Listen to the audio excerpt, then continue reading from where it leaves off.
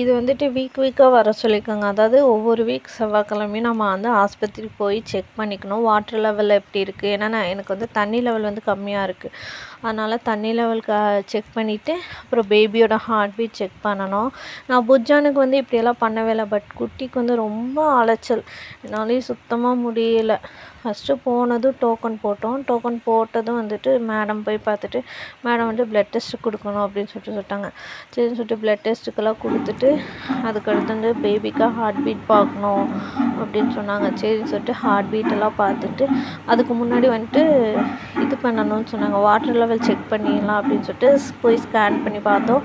Water level வந்து ஒரு point கம்மியாக இருக்குது. அதாவது 9 இருந்துச்சுன்னா இப்போ 8 இருக்குது. ஸோ அந்த மாதிரி இருக்குது. டாக்டர் வந்து சொல்லிட்டாங்க, சரி இன்னும் ஒரு 1 வீக் வந்து சுகர் கம்மியானதும் நம்ம வந்துட்டு ஆப்ரேஷன் டேட் வந்து ஃபிக்ஸ் பண்ணிடலாம் அப்படிங்கிற மாதிரி சொல்லியிருக்காங்க. பார்ப்போம் என்ன நடக்குதுன்னு.